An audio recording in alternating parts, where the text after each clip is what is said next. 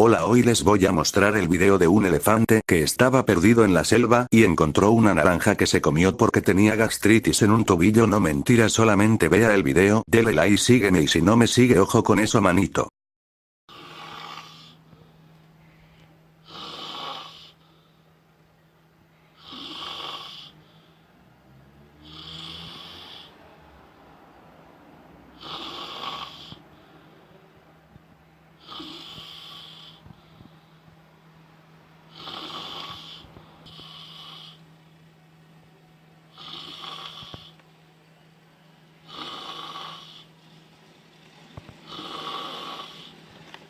Dale corazón al video si te gustó, y si no te gustó pues otro día hay más videos. Bye bye, sígueme en Instagram alocamemerisas jajaja.